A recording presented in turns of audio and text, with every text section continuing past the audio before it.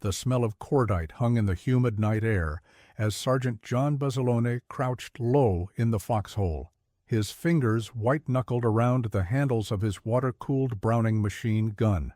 Japanese mortars whistled overhead, illuminating the jungle terrain in brief, terrifying flashes. It was the 24th of October, 1942, and the fate of Henderson Field, the most strategic airstrip in the entire South Pacific, rested on the shoulders of this 26-year-old Marine and his dwindling squad. Through the darkness, a disturbing sound grew louder. Hundreds of voices chanting in Japanese, punctuated by the clanking of equipment, signaling the approach of what intelligence had confirmed was an entire regiment, 3,000 Japanese soldiers massing for a frontal assault against fewer than 36 defenders. Basilone's section of heavy machine guns was positioned along a narrow jungle ridge overlooking the approach to the airfield. He wiped sweat from his brow, leaving a streak of mud across his face. The sound of his own heartbeat seemed to drown out even the noise of the approaching enemy. But there was something else troubling him, something far more immediately dangerous than the enemy advance. His ammunition was running critically low. Behind him, the supply lines had been cut by Japanese infiltrators. Before him lay an overwhelming force, and around him the bodies of dead and wounded Marines who had already fallen in the 3-day battle that had left his machine gun crews decimated. As the first wave of Japanese infantry broke from the jungle's edge, Sergeant Basilone made a decision that defied all military logic and self-preservation. In the next 90 minutes, his actions would not only save Henderson Field, but would rewrite the tactical understanding of what one determined Marine could accomplish in the face of impossible odds. No one in the 1st Marine Division could have known that one man's defiance that night would become the tipping point that preserved America's tenuous foothold in the Pacific War. John Basilone was born to Italian immigrant parents in Buffalo, New York, on November 4, 1916. The 6th of 10 children, he grew up in Raritan, New Jersey, where his father, Salvatore, worked as a tailor. The Basilone household was not wealthy, but it was rich in values. Hard work, honesty, patriotism, and family loyalty were virtues ingrained in young John from his earliest days. The household vibrated with the energy of many siblings, and young John learned early the importance of standing his ground while also looking after others. This balance of self-reliance and responsibility for those around him would later become hallmarks of his leadership style as a Marine sergeant. As a boy, Basilone was known for his tenacity and physical strength. While not particularly academic, he possessed a natural intelligence that manifested in practical problem-solving and leadership. At age 15, he dropped out of school, working first as a caddy at the local country club, before taking various labor jobs. Those who knew him then described a young man with boundless energy and a strong moral compass, always the first to defend the underdog in any schoolyard disagreement. John wasn't the biggest kid, recalled childhood friend Angelo Pacifico in later interviews, but he had this way about him. When he made up his mind about something, there wasn't a force in nature that could stop him. Even then, we all knew he was cut from different cloth. His parents had hoped he might follow his father into the tailoring business, but John's restless spirit sought greater challenges. The Great Depression had limited opportunities for young men of his background, but it had not diminished his ambition or his desire to test himself against the world. In 1934, at just 17 years of age, Basilone made a decision that would set his life on a remarkable trajectory. He enlisted in the United States Army, serving with distinction in the Philippines, where he developed an affinity for the country and its people. His fellow soldiers nicknamed him Manila John for his love of the capital city. During his Army service, Basilone became an accomplished boxer, winning multiple military championships in the middleweight division. Those who served with him in the Army remembered a soldier who studied his craft meticulously. Unlike many of his peers who viewed military service as merely a job, Basilone approached soldiering with unusual seriousness. He mastered weapons systems, memorized field manuals, and physically conditioned himself beyond what was required. After completing his army service with an honorable discharge, Basilone returned to civilian life briefly, but the routine of ordinary work felt empty compared to the purpose he'd found in uniform. He often spoke of his time in the Philippines with nostalgic fondness, describing not just the camaraderie of military service, but the vibrant culture he had encountered there. This openness to new experiences and genuine interest in different cultures set him apart from many of his contemporaries and enriched his worldview in ways that would later enhance his leadership abilities. In July 1940, just as war clouds were gathering over Europe and the Pacific, Basilone made another pivotal choice. Despite having already completed a full enlistment with the Army, he volunteered for the United States Marine Corps, telling his family, "I'm a soldier. It's what I do best, and with war coming, it's where I belong." This decision raised eyebrows among his Army friends. The Marines were known for their especially rigorous training, and starting over as a new recruit would mean surrendering the rank and privileges he had earned. But Basilone was drawn to the elite reputation of the Marine Corps and its frontline combat role.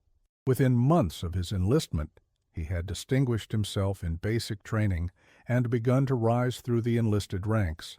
He never cut corners, remembered Staff Sergeant Thomas Phillips, one of Basilone's early instructors. While other recruits looked for the easy way, Basilone always took the hard path. He'd be the last one to leave the rifle range, the first one up for morning PT. He had this inner fire that made others around him better. The instructors quickly recognized that Basilone was not an ordinary recruit. His previous military experience gave him an advantage, but it was his attitude that truly set him apart. Where others complained about the grueling training regimen, Basilone embraced it, often encouraging struggling recruits and helping them through difficult exercises. This natural leadership did not go unnoticed by his superiors. By early 1942, Basilone had been assigned to Dog Company, 1st Battalion, 7th Marines, 1st Marine Division. As a section leader in charge of heavy machine guns, he drilled his men relentlessly in the assembly, firing, and maintenance of the Browning MM-19-117A1, a water-cooled beast that could deliver devastating firepower but required a crew of 4 to operate effectively in combat conditions. Under Basilone's leadership, his gun crews could break down and reassemble their weapons blindfolded, a skill that would soon prove crucial in the darkness of jungle warfare.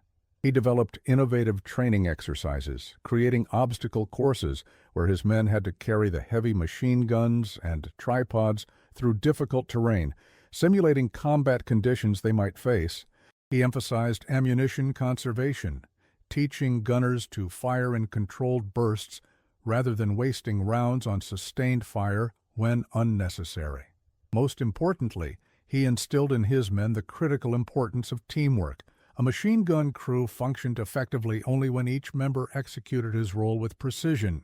When the 1st Marine Division received deployment orders in the spring of 1942, few Marines, Basilone included, had any idea they were about to make history as the spearhead of America's first offensive operation in the Pacific War.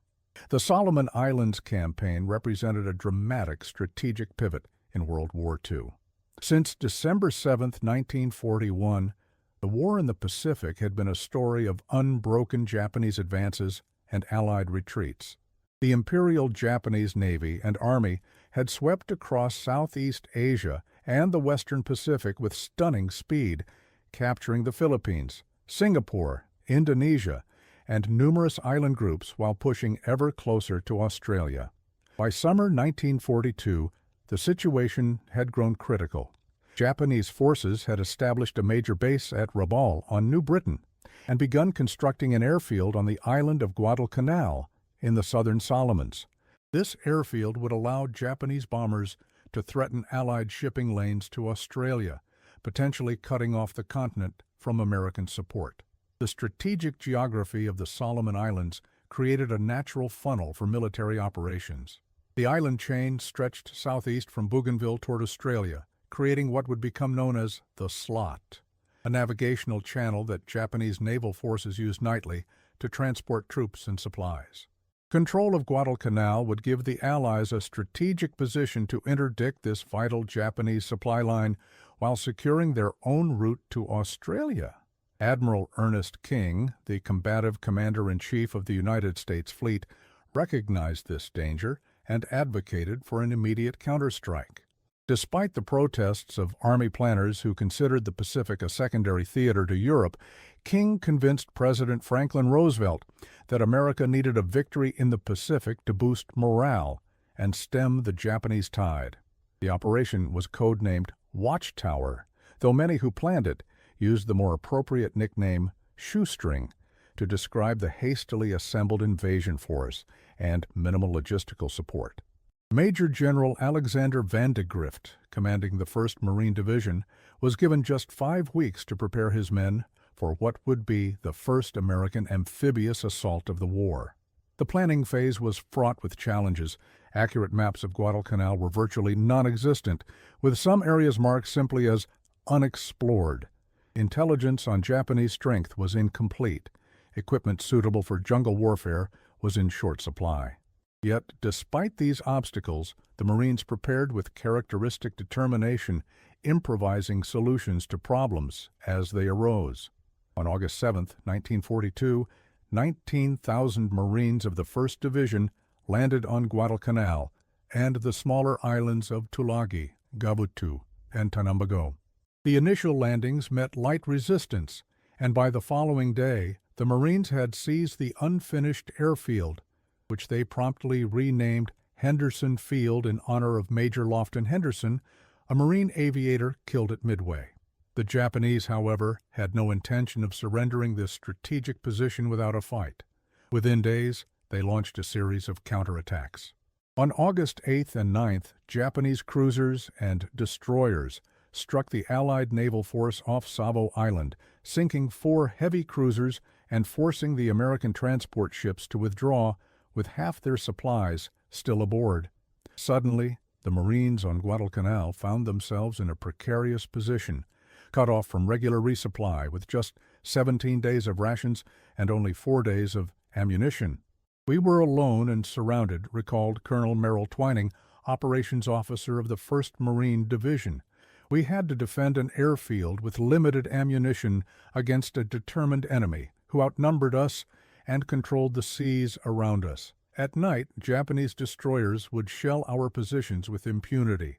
By day, their bombers would attack from bases at Rabaul. It was a matter of survival." The Marines faced not only a determined enemy, but also the hostile environment of Guadalcanal itself. The island's dense jungle, sweltering heat, torrential rains, and myriad tropical diseases posed challenges as deadly as Japanese bullets. Malaria became endemic, with thousands of Marines falling ill during the campaign. Food shortages led to weight loss and reduced combat effectiveness. Yet, despite these hardships, the Marines maintained their defensive perimeter around Henderson Field with remarkable tenacity. The Japanese 17th Army, commanded by Lieutenant General Harukichi Hyakutake, began pouring reinforcements onto Guadalcanal. Each night, Japanese destroyers and cruisers would steam down the Slot, the narrow channel running through the Solomon Islands, to deliver fresh troops and supplies to the island in an operation Marines dubbed the Tokyo Express. Through August and September, a series of fierce battles raged across the island. At the Battle of the Tanaru River on August 21st, the Marines repelled the first major Japanese ground offensive. On September 12 through 14, they defended Edson's Ridge, later called Bloody Ridge, against another determined assault. Each victory came at a cost, depleting precious ammunition stocks that could not be easily replenished. The Marine defenders developed a deep respect for their Japanese adversaries, whose courage and tactical skill were undeniable. However, they also observed a dangerous rigidity in Japanese operations.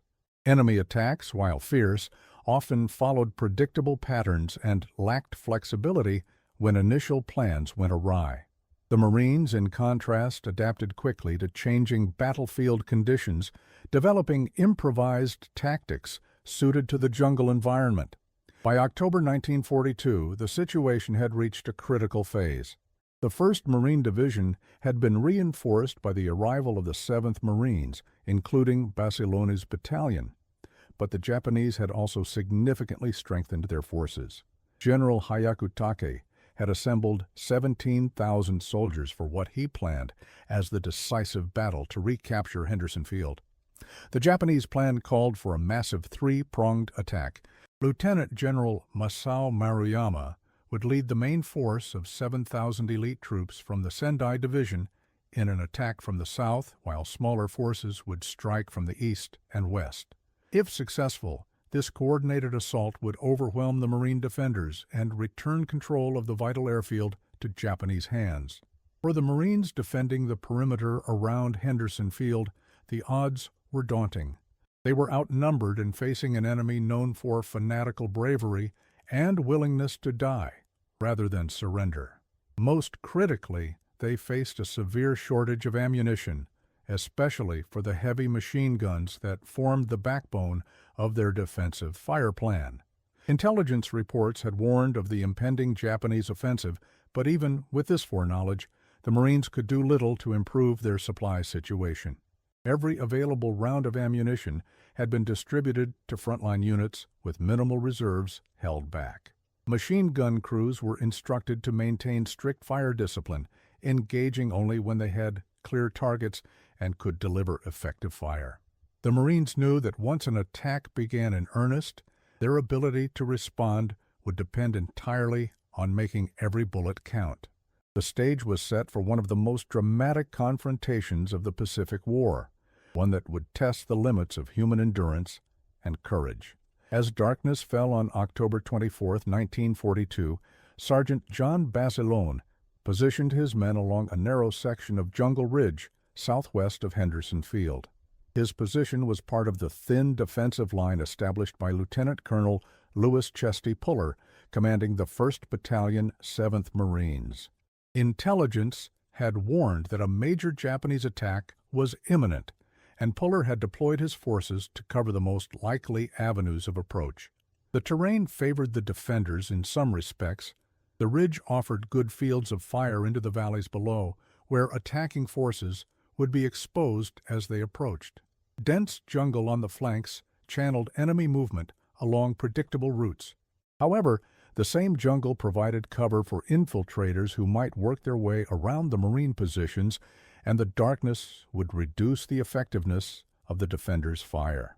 Basilone commanded 2 sections of heavy machine guns with a total of 3 M19-1A1 Browning machine guns and 24 Marines under his leadership. These water-cooled Brownings were formidable weapons, capable of firing 500 rounds per minute with devastating accuracy out to over 1,000 yards. But they were also complex mechanisms requiring constant maintenance, especially in the humid jungle conditions where rust and corrosion were constant threats. The Browning was a beast, Corporal Roy Elsner of Basilone's unit would later recall. It weighed over 100 pounds with its tripod and water jacket. It wasn't something you could just pick up and move around easily. But when it was firing, there wasn't anything more reassuring in the whole Pacific. The gun crews had spent the afternoon improving their positions, digging foxholes, clearing fields of fire, and carefully measuring ranges to likely enemy approaches. Each gun was supplied with several boxes of linked .30 caliber ammunition, but Basilone knew this wouldn't last through a major engagement. The critical shortage of ammunition throughout the Marine perimeter was no secret. Since the hasty withdrawal of the supply ships in August, every round was treated as precious. Basilone personally inspected each gun position, checking the water levels in the cooling jackets and ensuring that ammunition belts were properly arranged to feed smoothly during combat. He positioned his men to provide overlapping fields of fire, creating a deadly crossfire zone that approaching Japanese forces would have to navigate. Most importantly, he walked among his Marines, speaking quietly to each man, boosting morale and ensuring they understood their roles in the coming fight. Around 8 o'clock in the evening, the first Japanese probing attacks began. Small groups of infiltrators tested the Marine lines, searching for weak points. Basilon's gunners held their fire, under strict orders not to reveal their positions until the main attack developed. The jungle night was thick with tension, punctuated by occasional rifle shots and the distant crump of mortars. Private First Class Nash Phillips, positioned as an ammunition bearer for one of Basilone's guns, described the atmosphere. It was the kind of darkness where you can't see your hand in front of your face. We could hear them moving out there, sometimes just yards away. The waiting was the hardest part, knowing they were coming, but not knowing exactly when or where. Rain began to fall, a gentle drizzle at first that quickly intensified into a tropical downpour. The Marines huddled in their foxholes, using ponchos to keep their weapons dry while the rain soaked through their uniforms. Lightning flashed occasionally, providing brief, ghostly illumination of the jungle.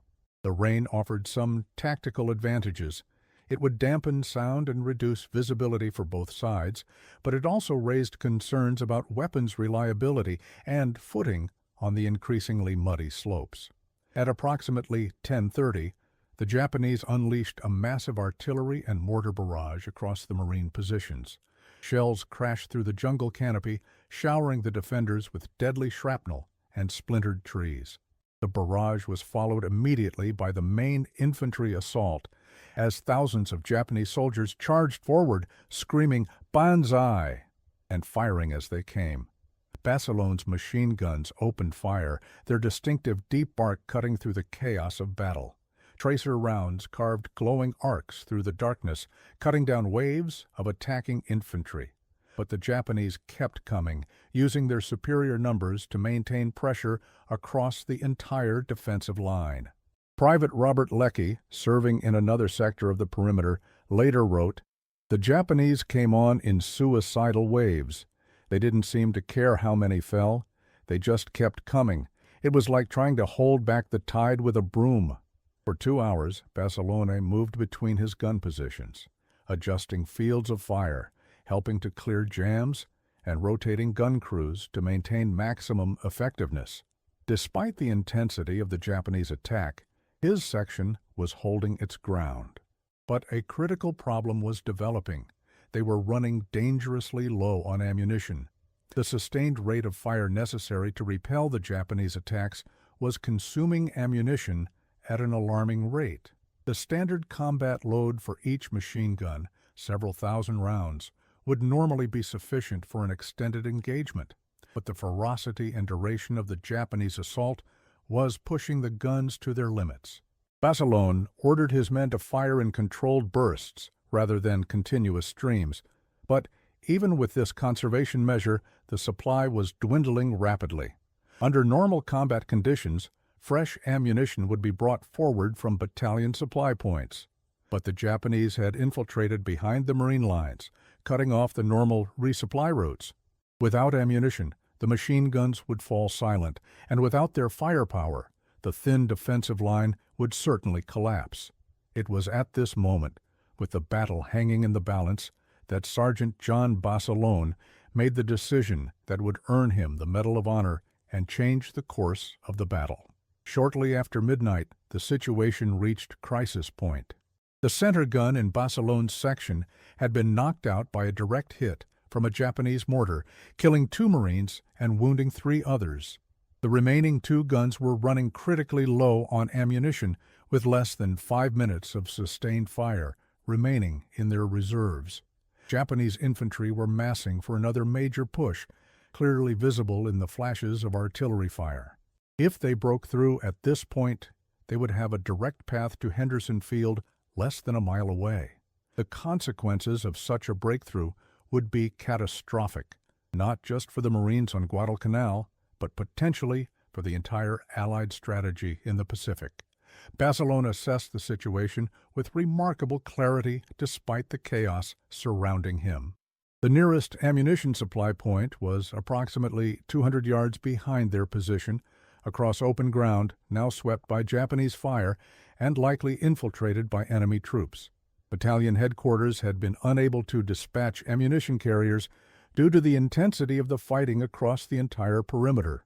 "We're almost dry," shouted Corporal James Walton over the din of battle, indicating the last belt of ammunition feeding into his machine gun. "Maybe 50 rounds left." Barcelone nodded grimly. "Hold what you've got," he yelled back. "I'm going for more ammo." The gravity of this moment was not lost on any of the Marines present. They understood that without fresh ammunition, their position would be overrun within minutes. They also recognized the extreme danger of what Barcelone was proposing, a solo journey through enemy-held territory carrying heavy ammunition boxes on the return trip. The odds of success seemed impossibly slim, but there were no alternatives. What happened next would become the stuff of Marine Corps legend. Removing his helmet and stripping down to his undershirt to move more quickly in the humid night, Barcelone grabbed his Colt .45 pistol and a machete. He instructed his remaining men to fire in controlled, short bursts to conserve ammunition until he returned. "If I'm not back in 15 minutes, he told Corporal Walton, "you're in charge. Fall back to the secondary position if you have to." Without waiting for acknowledgement, Barcelone slipped over the edge of the foxhole and disappeared into the darkness. What followed was an extraordinary journey through enemy-held territory that defied all odds.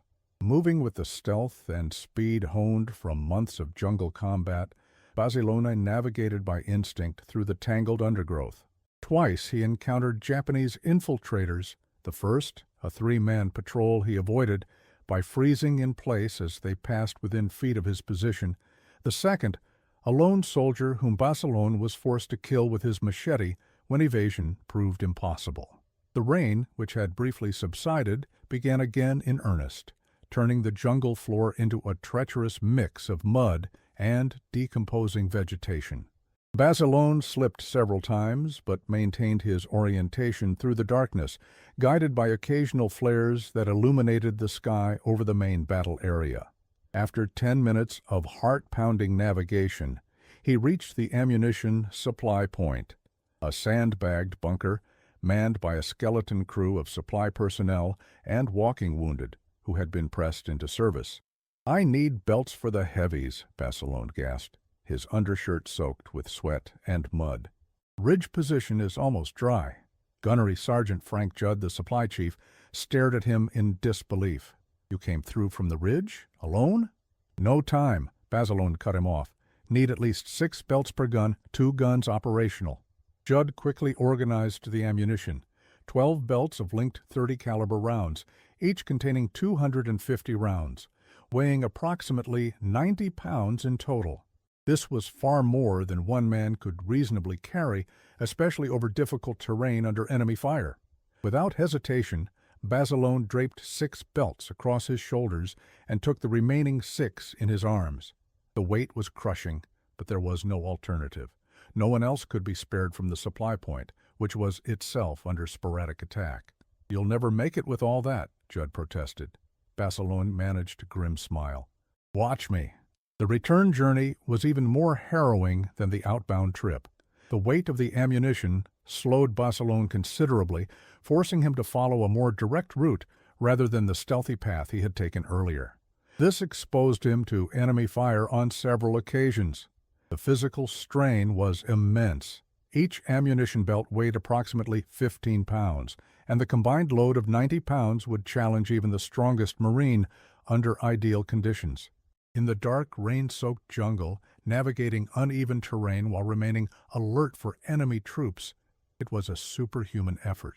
The metal ammunition boxes dug into Barcelone's shoulders, and the weight threatened to unbalance him with each step on the slippery ground. Halfway back to his position, Barcelone encountered a large group of Japanese soldiers who had broken through in an adjacent sector. Using the darkness and jungle cover to his advantage, he was forced to move in a wide arc around their position, adding precious minutes to his journey. At one point, he had to drop to the ground and lie motionless as a Japanese patrol passed just yards away, the ammunition belts digging painfully into his shoulders and chest. The sounds of battle grew louder as he approached his original position, and Barcelone could tell from the reduced volume of fire that his men were indeed running dangerously low on ammunition.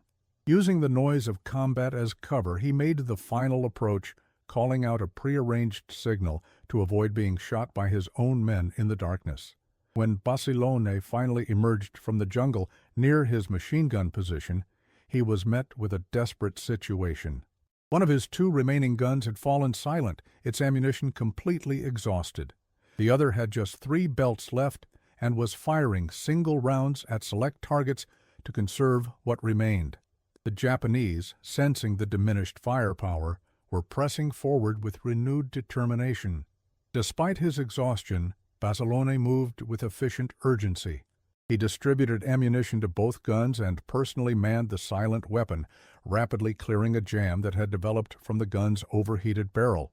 Within moments, both Brownings were back in action, their devastating fire cutting down the advancing Japanese infantry and stabilizing the precarious situation.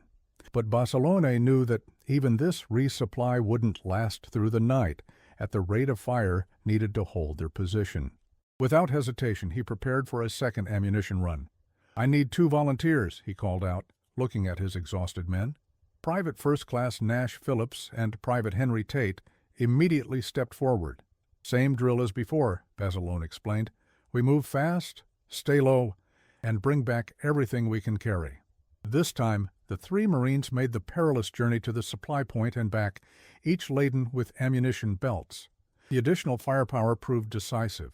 As dawn approached, Basilone's machine guns maintained a steady rate of fire that prevented the Japanese from organizing another major assault on their sector. Throughout the night, Basilone demonstrated not only extraordinary physical courage, but remarkable technical expertise. When one of the Brownings developed a serious malfunction, he disassembled and repaired it in darkness, using only touch to guide his hands through the complex mechanism. When another gun's barrel became so hot that the water in its cooling jacket began to boil away, he improvised a solution using water from nearby shell holes.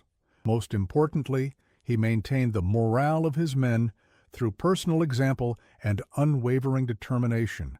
Despite the overwhelming odds, not a single Marine abandoned his position. They drew strength from Basilone's leadership and refused to yield ground, despite the intensity of the Japanese attack. By first light, on October 25th, the Japanese attack had been repulsed across the entire perimeter. The ground in front of Basilone's position was littered with hundreds of enemy dead, testament to the effectiveness of his leadership and the sustained fire of his machine guns. When Lieutenant Colonel Puller visited the position later that morning, he found Basilone still at his guns, despite having gone 3 days without sleep.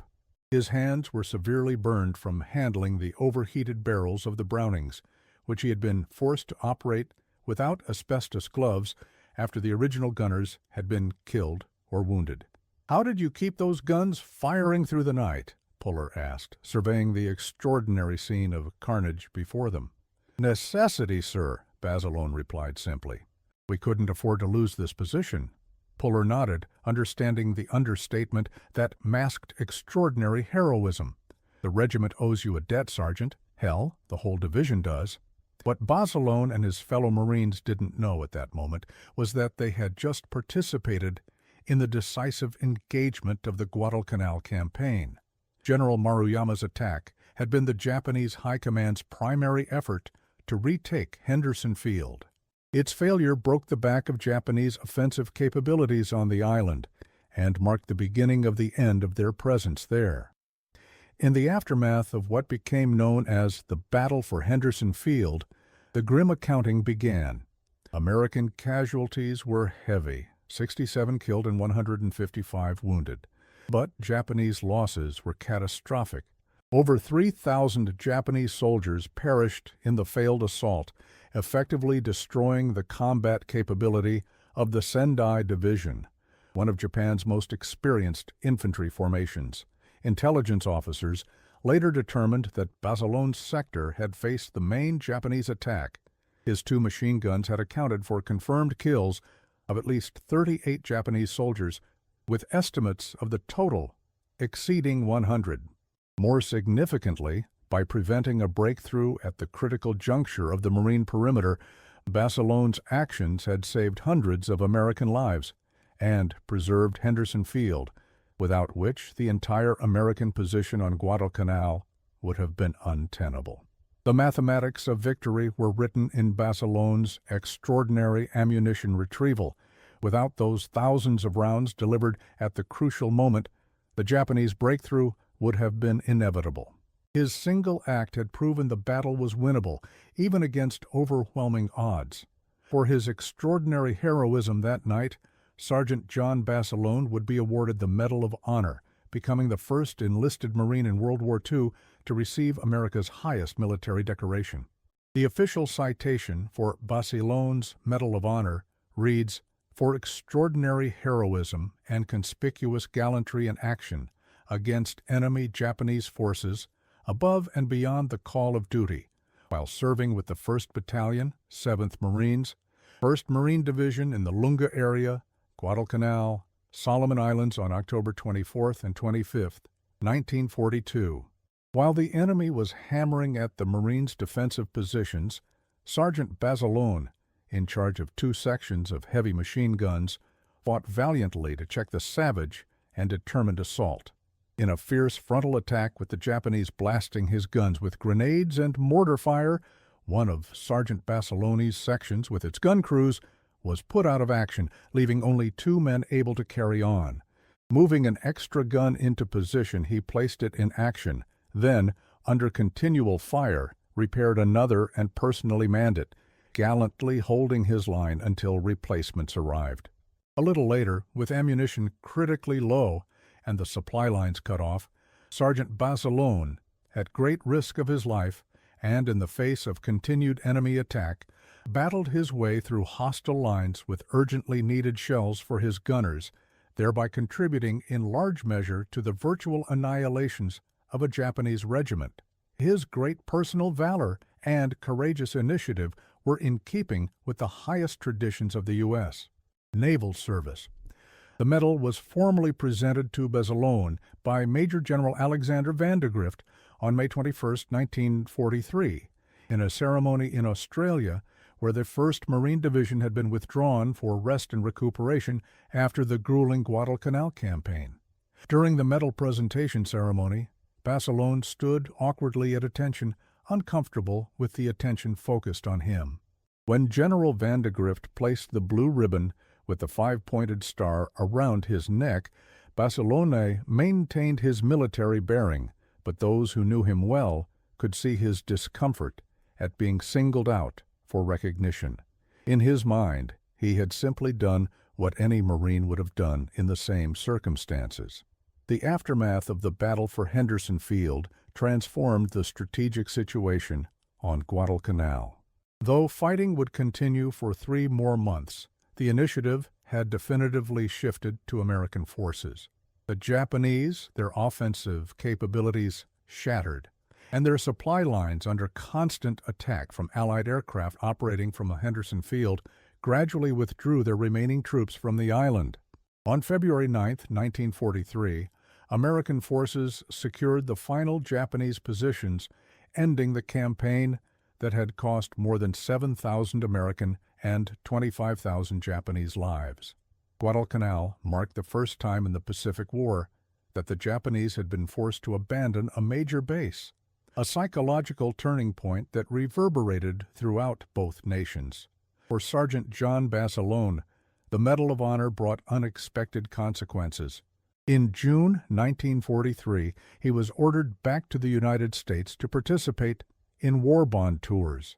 As one of America's first combat heroes of the war, Basilone found himself thrust into the national spotlight. Parades were held in his honor, including a massive homecoming celebration in his hometown of Raritan, New Jersey, attended by over 30,000 people. Basilone appeared uncomfortable with his newfound celebrity. While politicians and war bond organizers wanted him to emphasize the glory of combat, Basilone insisted on speaking about the ordinary Marines who had fought alongside him. "This medal belongs to my guys as much as to me," he frequently told audiences. The transition from the brutal reality of combat to the artificial glamour of celebrity was jarring for Basilone.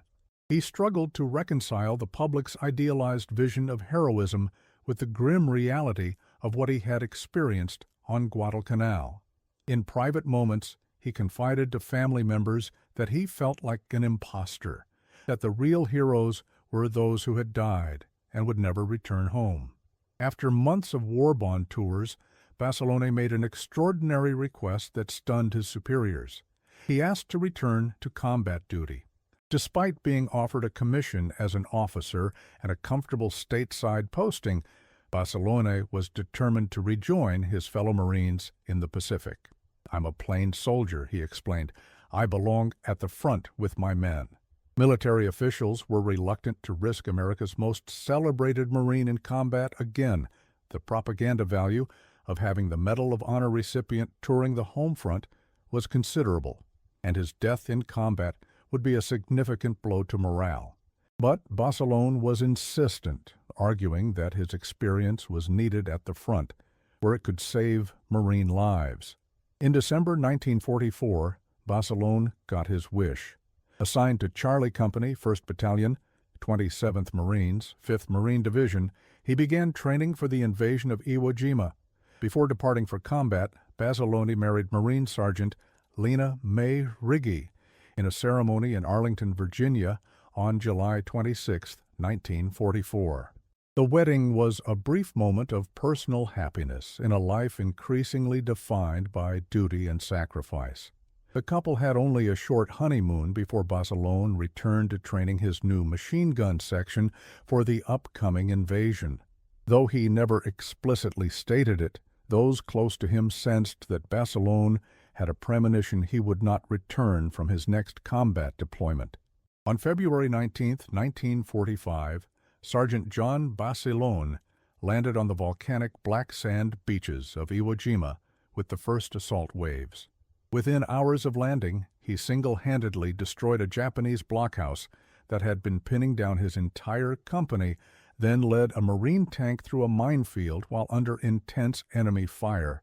It was to be his final act of heroism. Later that same day, Basilone was killed when a Japanese artillery shell exploded near his position. He was 28 years old. For his actions on Iwo Jima, Basilone was posthumously awarded the Navy Cross, becoming the only enlisted Marine in World War II to receive both the Medal of Honor and the Navy Cross. He was initially buried in the 5th Marine Division Cemetery on Iwo Jima, but later reinterred at Arlington National Cemetery.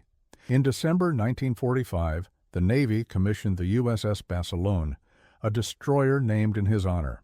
A second ship, the guided missile destroyer USS John Basilone, was commissioned in 2022.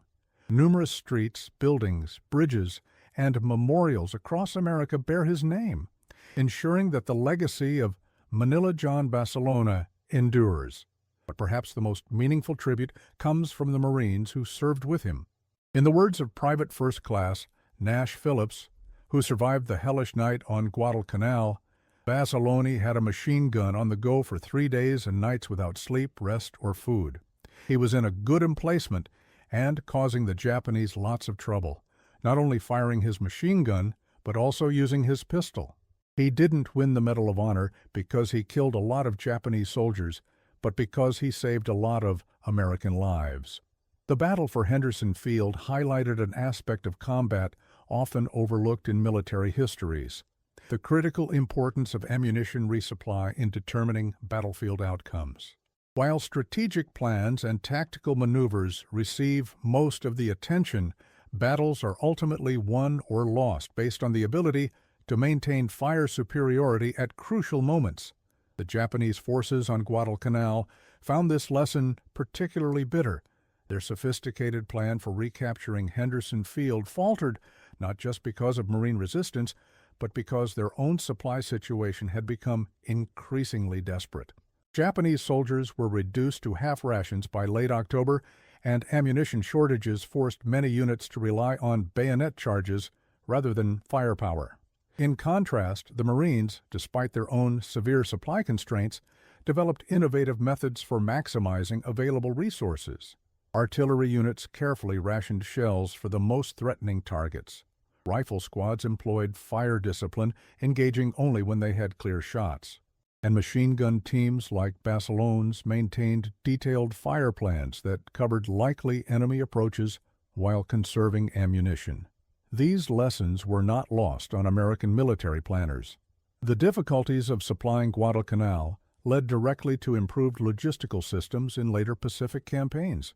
Forward supply dumps, aerial resupply capabilities, and improved amphibious logistics all evolved from the hard-learned lessons of the Solomon Islands campaign. When American forces assaulted Tarawa, Saipan, Iwo Jima, and Okinawa in subsequent operations, the supply system supporting them had been revolutionized by the Guadalcanal experience. No Marine unit would again face the desperate ammunition shortages that had forced John Barcelone to make his heroic runs through enemy lines. The ripple effects of these logistical innovations extended far beyond World War II. Modern military doctrine places enormous emphasis on supply security and redundancy, concepts that can be traced directly back to the hard lessons of campaigns like Guadalcanal. Today's armed forces employ sophisticated logistics networks that ensure frontline troops maintain overwhelming firepower advantages, a direct legacy of the improvisational solutions developed by Marines like Barcelone. Today, military historians recognize the Guadalcanal campaign as the critical turning point in the Pacific War. Admiral Isoroku Yamamoto, commander of the Japanese Combined Fleet, had predicted before Pearl Harbor that Japan would run wild for 6 months but would have no prospect of victory after that. Guadalcanal proved him tragically correct from the Japanese perspective. The strategic importance of Henderson Field cannot be overstated. Its capture and defense provided Allied aircraft with a forward base that severed Japanese supply lines to their garrisons throughout the Solomon Islands. More significantly, it marked the first time in the war that the Japanese were forced to surrender territory they had previously conquered, shattering the myth of Japanese invincibility that had dominated the early stages of the conflict. For the Marines who fought there, Guadalcanal represented a crucible that forged the fighting spirit of the Corps for generations to come. The 1st Marine Division's battle flag still bears the honorific Guadalcanal as its first and most cherished battle streamer. The experience of fighting against overwhelming odds with minimal support created a culture of self-reliance and tactical innovation that remained central to Marine Corps identity. In the decades since World War II, the tactics and technology of warfare have evolved dramatically. Modern military forces rely on precision-guided munitions, digital communications, and real-time intelligence gathering that would seem like science fiction to the Marines who fought on Guadalcanal. Yet the fundamental lessons of that campaign remain relevant. The importance of individual initiative in crisis situations. The critical nature of ammunition resupply in sustained combat operations. The psychological impact of determined resistance against numerically superior forces. These principles transcend technological change and continue to inform military planning worldwide. In a broader sense, the story of Sergeant John Barcelone reminds us of the impact that one individual can have in determining the course of history. His actions during those critical hours on October 24th and 25th not only saved his fellow Marines, but preserved Henderson Field at the moment of greatest danger. Without that airfield, the entire Allied position in the Solomon Islands would have collapsed, potentially delaying the ultimate victory in the Pacific by months or even years. What makes Barcelone's story particularly compelling is that he was not a professional warrior in the traditional sense. He was an ordinary American, the son of immigrants, a high school dropout who had worked as a caddy and laborer before finding his calling in military service. Yet, when crisis came, he displayed extraordinary courage and initiative that changed the course of a pivotal battle. Would you have made the same choice as Barcelone? Facing overwhelming odds and almost certain death, would you have volunteered to cross enemy lines, not once, but twice, carrying crushing loads of ammunition to save your comrades? It's a question that forces us to examine our own capacity for courage and self-sacrifice. Sergeant John Basillone's legacy extends far beyond the medals he earned or the ships that bear his name. He represents the highest ideals of military service: courage, selflessness, and unwavering commitment to mission and comrades. His story remains a powerful reminder that in the most desperate circumstances, the actions of one determined individual can truly change the course of history. As we reflect on the Battle of Guadalcanal and the quiet heroism of Marines like John Basilone, we gain a deeper appreciation for the true cost of freedom and the extraordinary sacrifice of the generation that preserved it for us. Their legacy challenges us to live lives worthy of their sacrifice and to recognize that even today, the defense of liberty often depends on the courage and commitment of ordinary individuals who rise to extraordinary challenges. Remember Sergeant John Basilone and share his story so that others may understand what courage truly means.